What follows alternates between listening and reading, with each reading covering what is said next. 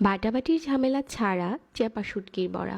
এই চেপা শুটকির বড়াটা অনেকেরই পছন্দের, তবে বেটে বানানোর কারণে অনেকে এই বড়াটা খেতে পারে না। আজকে না বেটে এই বড়াটা বানিয়েছি। প্রথমে চুলায় কড়াই বসিয়ে আমি এখানে দিয়ে দিচ্ছি পরিমাণ মতো শুকনা মরিচ। বড়া কতটুকু তৈরি করবেন ওটার উপরে নির্ভর করে মরিচটা দিয়ে দিবেন। তারপর সাথে হাফ কাপের মতো পানি দিয়ে এই মরিচটা ভালো করে সিদ্ধ করে নিচ্ছি। পানিটাও শুকিয়ে গেছে আর মরিচটাও সিদ্ধ হয়ে গেছে। এখন এই সিদ্ধ মরিচটা ব্লেন্ডারে নিয়ে নিচ্ছি। তারপর সাথে দিয়ে দিচ্ছি পরিষ্কার করে ধুয়ে নেওয়া 7 থেকে 8টার মতো চেপা শুটকি।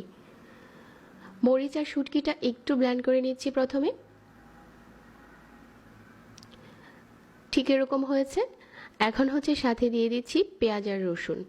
পেঁয়াজ রসুনটা দিয়ে যদি এটা পেস্ট করা হয় ঠিক যেন বাটার মতো হয়ে গেছে। পাটায় বাটলে যেরকম হবে ঠিক এরকম হবে। এখানে কিন্তু কোনো রকম পানি দেওয়া যাবে না। তারপর এখানে আমি আরও কিছু পেঁয়াজ রসুন আর লবণ দিয়ে দিলাম। যারা বেশি ঝাল খেতে পারেন না চাইলে এখানে একটা আলু কেটে দিয়ে দিতে পারেন। তারপর 1/4 চা চামচ হলুদ গুঁড়া দিয়ে এটা আবারও একটু ব্লেন্ড করে নিচ্ছি। এই পর্যায়ে বেশি ব্লেন্ড করা যাবে না, যাতে পেঁয়াজ রসুনটা কিছুটা আধা ভাঙা থাকে। বড়ার মিশ্রণটা এখন তৈরি হয়ে গেছে। একটা বাটিতে নিয়ে নিচ্ছি। আর শুটকির বড়াটা অনেকে কচু পাতা দিয়ে বানিয়ে থাকে, তবে এভাবে করে লাউ পাতা দিয়ে বানালেও খেতে বেশি মজার হয়। এখন এই লাউ পাতার উপরে মিশ্রণটা দিয়ে এভাবে করে মুড়িয়ে নিচ্ছি।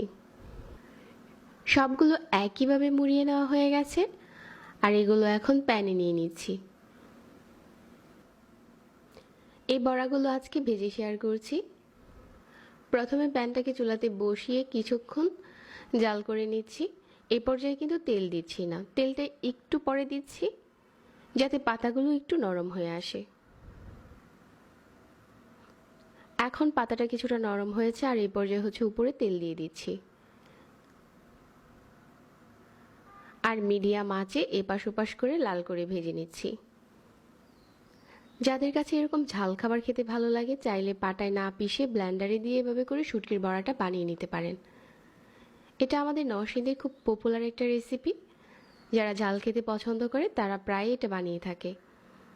আমারও খুব পছন্দের একটা রেসিপি, তবে পাটায় বাটার কারণে অনেক সময় খাওয়া হয় না। তাই ভাবলাম এভাবে করে বানাই আর সেই সাথে আপনাদের সাথে শেয়ার করি।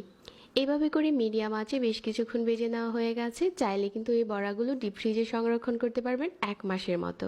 হালকা একটু ভেজে সংরক্ষণ করে নেবেন আর যখন খাবেন তখন আবারও একটু তেল দিয়ে ভেজে নিলে হয়ে যাবে। এখন এই বড়াটা গরম ভাতের সাথে খেতে দারুণ মজার। যাদের ঝাল খাবার পছন্দ আজকের রেসিপি অবশ্যই ভালো লাগবে। সবাইকে আবারও ধন্যবাদ জানিয়ে এখানেই বিদায় নিচ্ছি। আল্লাহ হাফেজ।